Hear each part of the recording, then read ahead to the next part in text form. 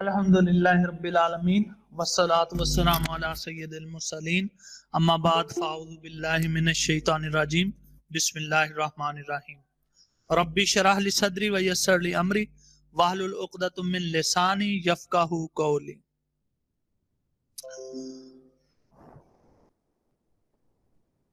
इन्नल्लाहा व मलाइकातहू युसल्लूना अलन नबी या अय्युहल्लज़ीना आमनू सल्लु अलैहि व सल्लिमू तस्लीमा। सदक़ल्लाहुल अज़ीम। सल्लल्लाहु अलैहि वसल्लम।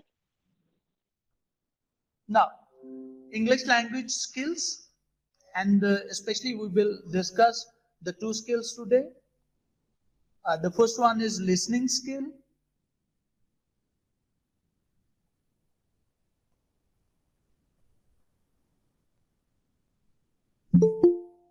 As listening skills, to enhance the listening skills is to teach your ears.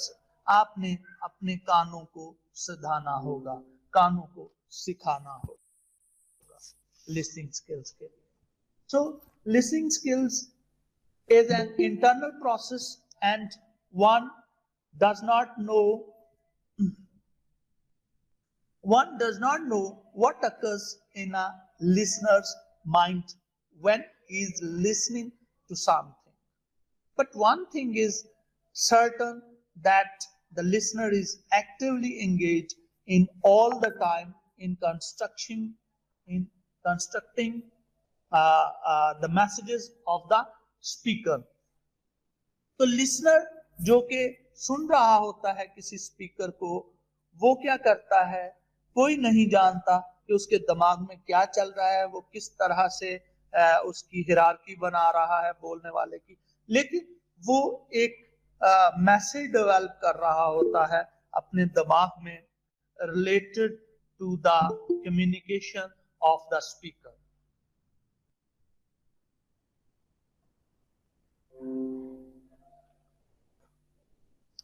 Actively, so he be actively engaging in constructing the process or structure of words in his mind to respond, to provide feedback to the speaker. A person who understands spoken English can lexical meaning.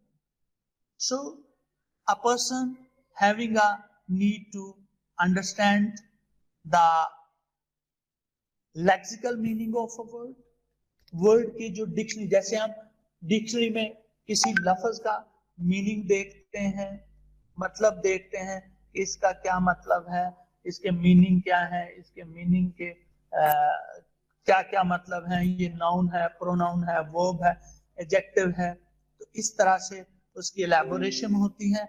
So a person who understands spoken English can understand the lexical meaning of words. तो उससे लफ्जों के meaning का पता होना चाहिए, dictionary meaning का पता होना चाहिए, या वो वर्ड के मीनिंग जो कि सोसाइटी में प्रिवेल कर रहे हैं, सोसाइटी उनको जान रही है, इस्तेमाल उनका कर रही है, उन वर्ड्स का उसे पता होना चाहिए.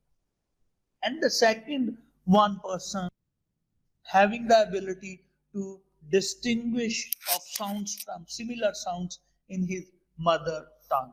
कि कुछ like that, the noun of mother, ma, mother. In all the languages of the world, this word having some similarity. Ma, mother, mother. So all these such patterns is very much necessary, their recognition by a person who wants to understand the spoken English. So the next point is gives the theme of the speaker. It's very much necessary for a listener to grasp the theme of the person. All the time in our discussions, in our meetings, in our conferences, in workshops, we see that कि हमें वो सारे के सारे अल्फाज जो कि एक स्पीकर जो है वो बोल रहा है, हमें वो सारे के सारे अल्फाज या लफ्ज या वो फिक्रे अजबर नहीं हो जाते, बल्कि हमें उनका एक थीम याद रहता है, हमें उसका एक जिस्ट याद रहता है, हमें उसकी जो रूह है वो जो बोला गया है उसके हमें वो चंद अल्फाज जो कि हमारे लिए जरूरी होते हैं हम उन्हें याद रखते हैं, याद करते हैं। और इस तरह से क्या होता है कि एक लिसनर के लिए ये बहुत ही जरूरी है कि वो स्पीकर के वो जो बोलने वाला है उसके थीम को मद्देनजर रखे। And the next one point is that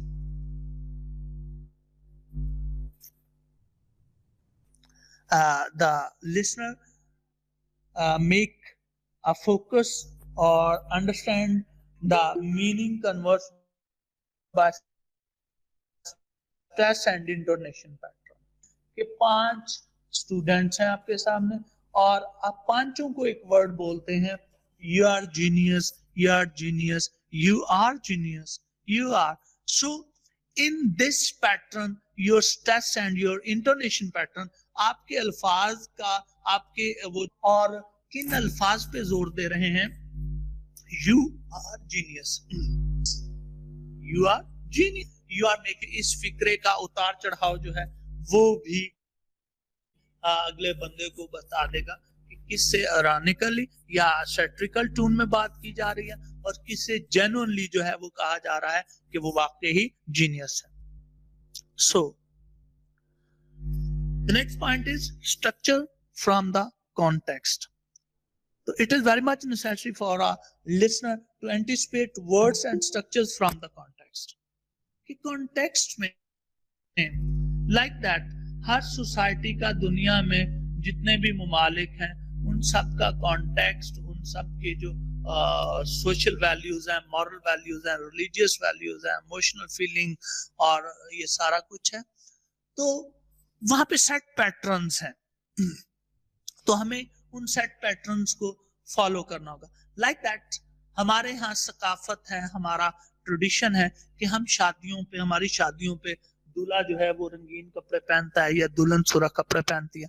लेकिन क्रिश्चियनिटी में अगर देखा जाए तो क्रिश्चियन शादी पे सफेद सूट पहनते हैं, जबकि हमारे यहाँ शादियों पे सफेद सूट स्पेशली औरत का या दुल्हन का पहनना वो मायूब समझा जाता है। तो इस तरह से सोशल कॉन्टेक्स्ट में रहते हुए हमें उन मीनिंग्स को समझना होगा और उनके मीनिंग्स डिराइव करना होगा। Unfamiliar words, so it is also very much necessary for a listener to derive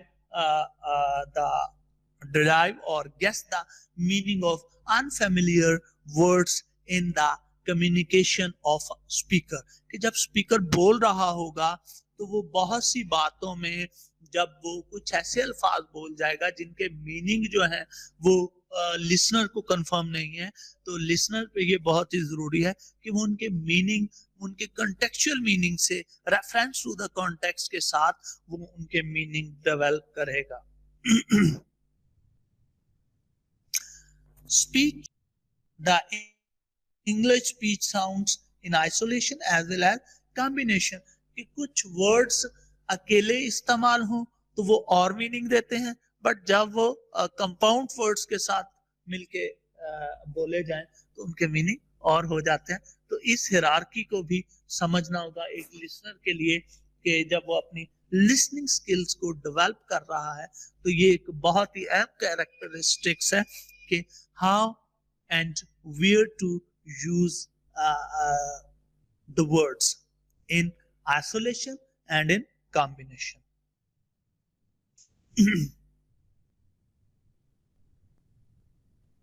So English speech has various aspects. The first one is phonemes।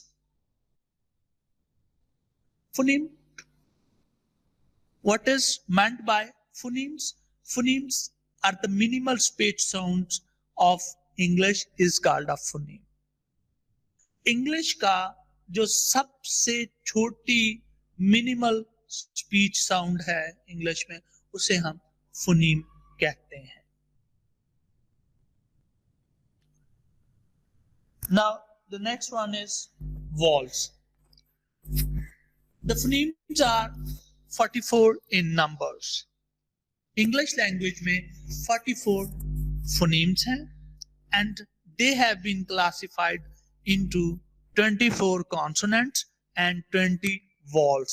अब ये वॉल साउंड्स हैं, ये वॉल साउंड्स हैं। Phoneme basically जो है minimal speech units हैं, minimal speech units को represent करते हैं ये।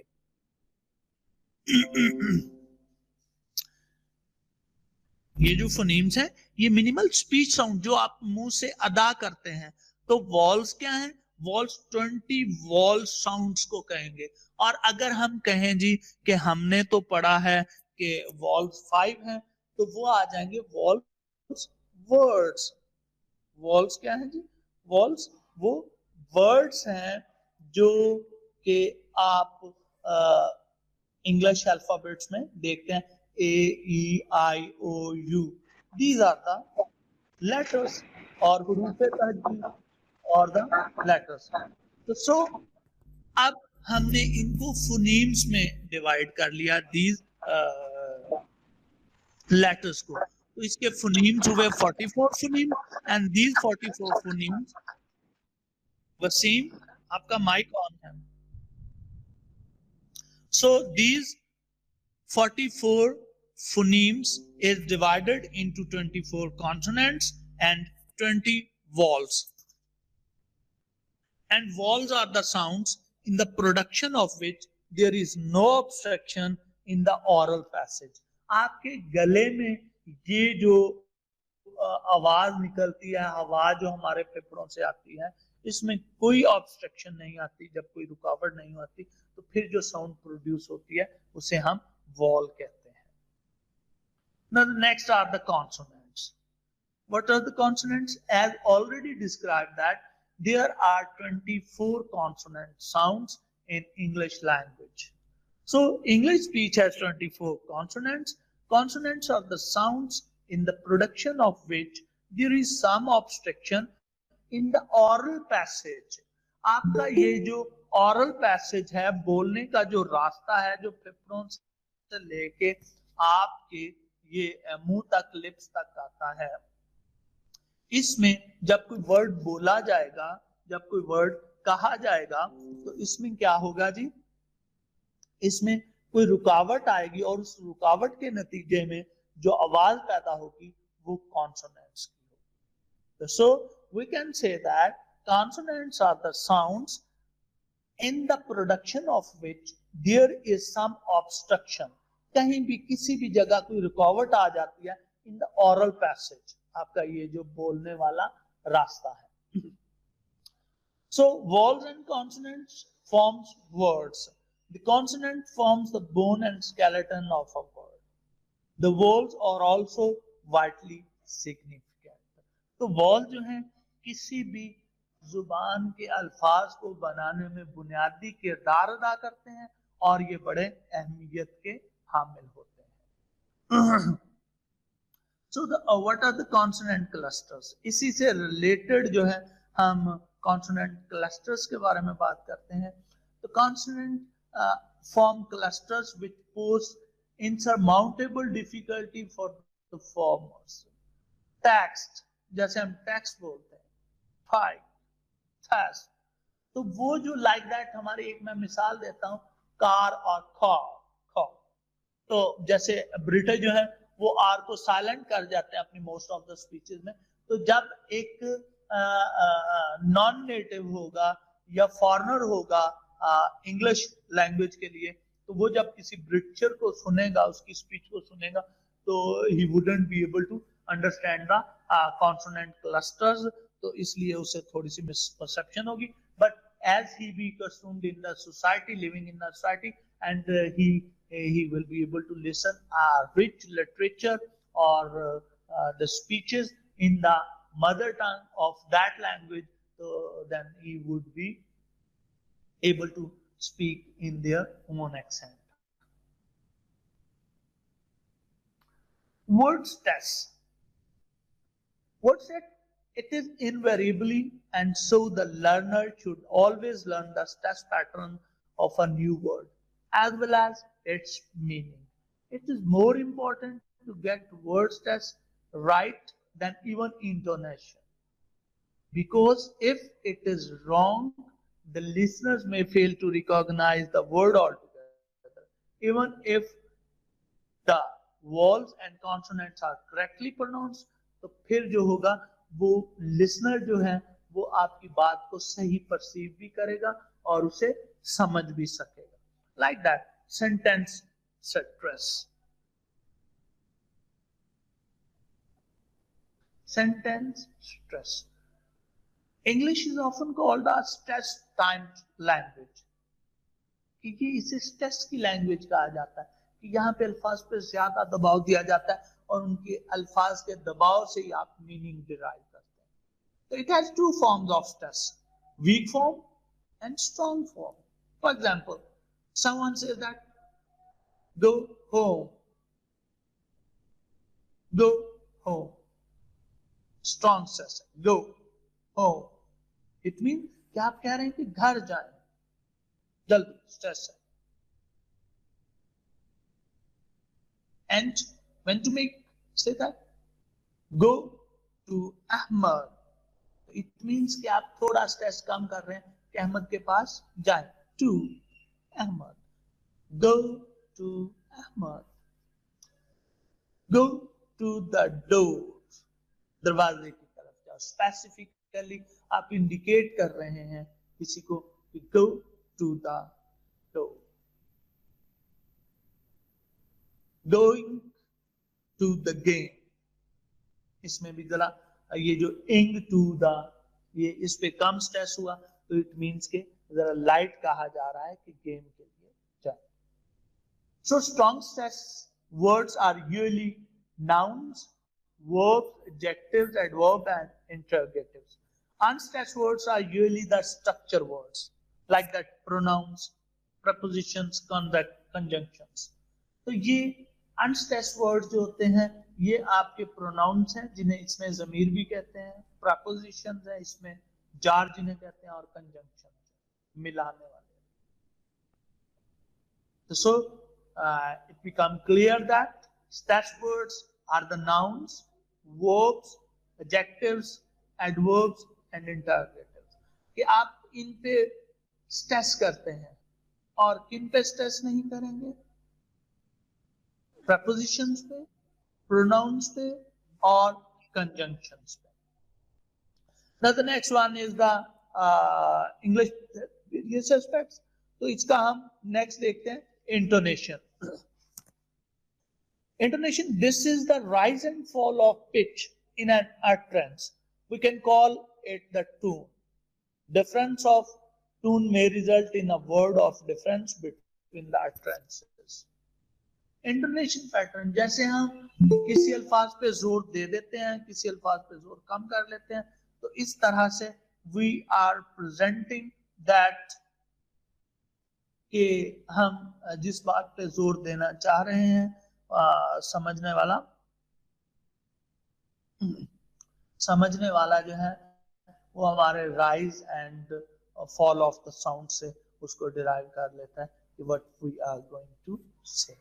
Now, going toward the exercises for listening skills. Listening skills को enhance करने के लिए हम कौन-कौन सी exercises करवा सकते हैं?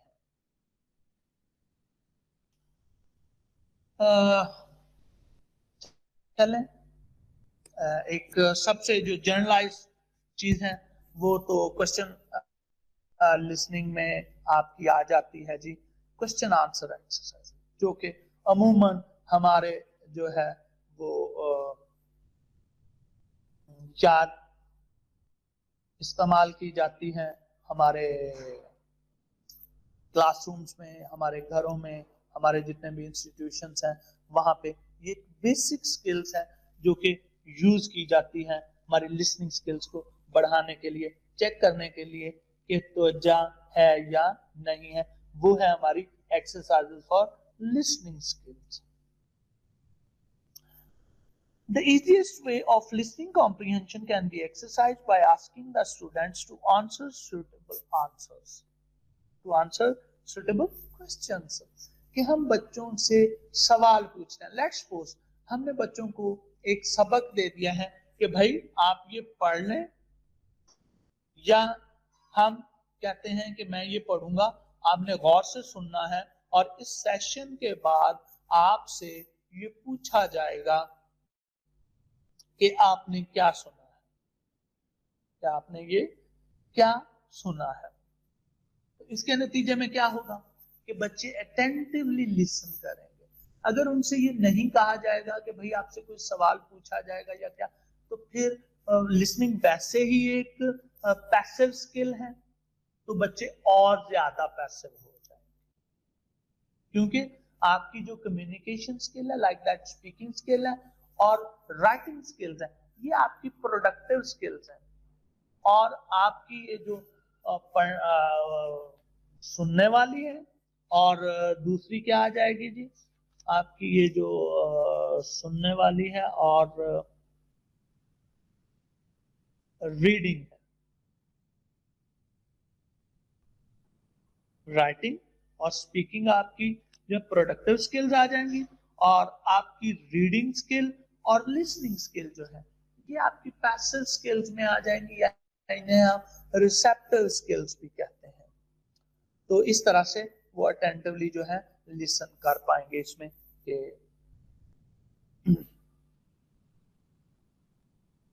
now the next one exercise we do or engage the students for enhancing their listening skills. This one is a picture identification sheet. What is it? Picture can be used to great advantage in listening comprehension. Students are paired up and one student has a simple line drawing which he describes to his partner. His partner must duplicate the drawing without looking at it. तो क्या करेंगे कि ये एक game बच्चों से करवाएंगे कि बच्चे को एक तस्वीर दिखाएंगे, वो उसको ड्रा करेगा या उसको बोलेगा, और अगला जो सुनने वाला है वो उसे सुन के ड्रा करेगा और फिर वो इसी तस्वीर को आगे दिखाएगा और उसे कह के बोले और ड्रा करे। तो इस तरह से ये एक्सरसाइज कंटिन्यू रहेगी और चलती रहेगी। The second one exercise for the students is a simple checklist. A simple checklist. Some words or phrases are written at random on the practice sheet, and you can ask them to write on their notebooks. Now read the passage, ask them to number the words 1, 2, 3 while listening in the order they appear in the passage. Passage में जैसे जैसे चीजें आती जाएंगी वो ऐसे ऐसे number wise sequentially उसे अटैच करते जाएंगे। The next one exercise you do perform for enhancing the listening skills of students, that is close exercise. The exercise in which the 10th item is regularly left blank to be filled in is called close exercise. For listening skills is follow-up exercise. Yes, follow-up exercise में क्या होगा जी? Give the students a summary of the story, but with the information in the wrong order. In the wrong order. कि आप एक कहानी की summary देंगे, एक स्टोरी की समरी देंगे, लेकिन उसका सीक्वेंस जो है वो डिसऑर्डर में पेश करेंगे, उसकी तरतीब गलत करके, लास्ट वाले फिक्रे दरमियान में, दरमियान वाले पहले या पहले वाले आखिर में कर देंगे। इस तरह से सीक्वेंस उसका खराब होगा। Then students can work in groups to arrange the material correctly. एक ग्रुप में 3-4 स्टूडेंट्स हैं, वो एक स्टूडेंट्स को एक फिक्रा देगा, दूसरा फिक्रा, तीसरा, तो इस तरह से 5-6 फिक्रे हैं या 10 फिक्रे हैं। अगर 10 स्टूडेंट्स हैं एक ग्रुप में तो वो एक एक फिक्रा जो है करके उनकी सेटिंग सीक्वेंस में करेंगे, और इस तरह से ये फॉलो अप एक्सरसाइज में आ जाएगा। Now the next one is note taking exercise. What about the note taking exercise?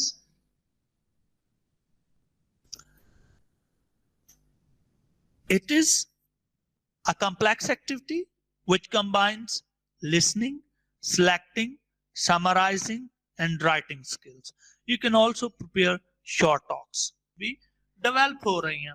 So in short, in a nutshell, you can say that you can prepare short talks कि in note taking के जुमरे में आप वो छोटे छोटे आपके life experiences या events जिनको आपने ऑब्जर्व किया है, जिनको आपने सुना है, बयान किया किसी ने, उनको लिख के आपने रख लिया, तो ये शॉर्ट स्टोरीज की सूरत में, शॉर्ट टॉक्स की सूरत में आपके पास नोट्स टेकिंग की सूरत में महफूज हो गए.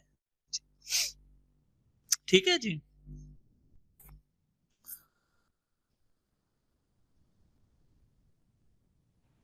जी सर. नेक्स्ट है short completion exercise. Students are asked to provide a likely ending to the unfinished final sentence. आप क्या कर देते हैं कि शॉर्ट कंप्लीशन एक्सरसाइजेस ऐसी एक्सरसाइजेस बनाते हैं कि जिनका आगाज तो होता है लेकिन उनका एंडिंग या एंड आप जो है अनकंप्लीट छोड़ देते हैं या इनकम्प्लीट छोड़ देते हैं, उसको कंप्लीट नहीं करते और बच्चों से कहते हैं कि आप ये कहानी सुने, देखें या करें कुछ, तो उसको आपने कंप्लीट करना है. तो in this way they would be able to complete the ending. बच्चों को आपने कहानी सुना दी, उसके बाद उनके आपने, जैसे हमारे यहाँ वो आती है आउटलाइन स्टोरी आती है, आउटलाइन की फॉर्म में आप दे देते हैं, कुछ सेंटेंसेस मिसिंग है और कुछ उसमें से हैं, और बच्चों को कहानी सुना भी दी है, सारा कुछ उन्होंने केयरफुली सुन लिया. And after that you make them an assignment of short completion exercise. तो इसके नतीजे में वो जब ये परफॉर्म करेंगे तो फिर वो ओके भी ओके बस इधर इधर शॉर्ट कंप्लीशन एक्सरसाइज. तो इसकी एग्जांपल हम देख रहे थे कि एक टीचर ने थ्योरेटिकली एक स्टोरी बयान कर दी है, पढ़ा दी है, बच्चों ने वो सुनी भी है, और अब उसके बाद उन्होंने एक आउटलाइन स्टोरी जो है बच्चों को दी है. उस आउटलाइन स्टोरी में कुछ सेंटेंसेस मिसिंग है, हो सकता है शुरू में सारे हों और एंड से वो कुछ ना हो सकता है, मिड में से भी वो हो सकते हैं. तो on the behalf of their listening skills, students क्या करेंगे, वो उस स्टोरी को, उस कहानी को वो मुकम्मल करेंगे, परफॉर्म लिखेंगे, राइट डाउन करेंगे. तो इस तरह से उनकी जो लिसनिंग स्किल्स हैं वो उनका भी पता चलेगा कि किस हद तक उन्होंने उस लिसनिंग स्किल्स को क्या किया जी, इस्तेमाल किया है और उससे इस्तेफादा किया है. ठीक हो गया जी. एक्सरसाइजेस देख ली हुई हमने for listening skills. List of tasks हैं जो कि हम लिखते जाएंगे in the forms of word और phrases. Now you can ask to write on their notebooks. फिर उसे बोलेंगे और फिर उनके नंबर कहेंगे कि ये कौन से नंबर पे है, ये 1 पे है, 2 पे है, तो वो बताएंगे आपको कि हाँ जी 1 नंबर पे ये टास्क है, 2 नंबर पे ये, 3 पे ये, या रैंडमली पूछेंगे कि 3 नंबर पे कौन सा टास्क है, 4 पे कौन सा है. ओके जी, गुड जी. Going toward the next.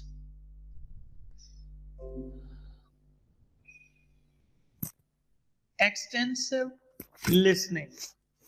Extensive listening activities use material which is usually longer and easier. Detailed tasks are not set. The teacher may indicate broadly what to listen and ask 1 or 2 questions at the end to check that the main points have been understood. अब क्या होगा extensive listening में कि teacher एक सबक दे देगा, जैसे अमूमन हमारी क्लासरूम्स में होता था कि वो कहते थे जी ये सबक 10 मिनट है आपके पास, क्विकली इसे पढ़ लें और इसके बाद 10 मिनट के बाद आपसे कोई 1 से 2 सवाल पूछे जाएंगे। तो स्टूडेंट क्या होते थे, तो क्विकली वो चंक्स ऑफ इंफॉर्मेशन जो थे वो क्विकली उनको अज़बर करते थे, और उसके बाद जब सवाल पूछा जाता था तो सवाल को वो सुनते थे, और वो जो उन्होंने पढ़ा हुआ है तो उसके अकॉर्डिंगली जो उन्होंने समझा है उस लिसनिंग से तो फिर वो उसको रिप्लाई करते थे। तो इस तरह से उनकी लिसनिंग स्किल्स की इन्हांसमेंट होती थी। So it gives students general practice. It provides the students with the model of language for imitation. Students listen to fairly short text and carry out specific tasks by the teacher, such as answering questions or making some kinds of non-verbal responses. Sometimes आप extensive listening में क्या करते हैं कि you just to respond in non-verbal communication, कि आप non-verbal communication के तौर पे सर हिला देते हैं, आपके फेशियल जेस्चर्स बता देते हैं, आपकी बॉडी लैंग्वेज बता देती है कि you wouldn't be able to answer things. Yes. Now going toward the principles of teaching listening comprehension. Listening skills के हवाले से कि how we teach the listening comprehension, तो इसके कुछ उसूल वज़ा किए हैं कुछ एजुकेशनल लैंग्वेज में, तो उनमें से कुछ चंद एक यहाँ पे नीचे दिए जा रहे हैं. A few general principles in teaching listening comprehensions are as under like that. The first one is the listening comprehension lessons must have definite goals. That's because these all are activity based teaching learning process होगा, तो इसलिए हमें अपने goals को define करना है ताकि हम उस कंस्ट्रेंट टाइम फ्रेम में अपने इन ऑब्जेक्टिव्स को, अपने इन गोल्स को अचीव कर सकें. The second one is LC means listening comprehension. LC means listening comprehension. So LC means listening comprehension, and LC lesson must be constructed carefully. In lessons को बहुत ही carefully design किया जाता है, especially के and the next one is listening comprehension lesson constructor should demand active student participation. इसमें आपको teacher को students को एक्टिवली इन्वॉल्व करना होगा. आपने असाइनमेंट्स, आपने एक्टिविटीज, आपने वो जो ग्रुप एक्टिविटीज है ऐसी डिजाइन करनी है कि जिससे स्टूडेंट्स जो है वो एक्टिवली एंगेज हो सके इन सारी चीजों में. That's because as well as the students actively played in listening activities, he will become an active communicator. तो वो एक अच्छा कम्युनिकेटर और स्पीकर बन सकेगा अपनी इन्हीं listening skills की वजह से. The next one is listening comprehension lesson should test conscious memory work. तो ये आपका जो एक्टिव ब्रेन है ये listening skills की वजह से आपके मेमोरी वर्क को आपके conscious part of the brain में लेके आएगा, और जिससे कि आपकी लिसनिंग स्किल और आपकी स्पीकिंग स्किल्स इनहांस हो. Lessons should be teach and test. LC lesson should be teach and test. ये जो listening comprehensions के lessons होंगे इनको इस तरह से डिवाइड किया जाए कि ये just for the teaching purposes ना हो, बल्कि इनका पर्पस हो teaching and testing. Teaching and testing कि आप जो पढ़ा रहे हैं आपने उसका टेस्ट लेना है, और वो साथ साथ ही आपको फीडबैक मिलता जाएगा. जब आपकी लिसनिंग स्किल्स के लिए आप एक्टिविटी डिजाइन करेंगे तो उसमें ड्यूरिंग द एक्टिविटीज और with the activity you will receive the feedback from the students as well as from the teachers. So this one is an important characteristic or principle of teaching, listening, comprehension, to teach and test. Okay, thanks for this. हमारी ये जो listening skills थी ये मुकम्मल हुई जी. तो now we go ahead toward the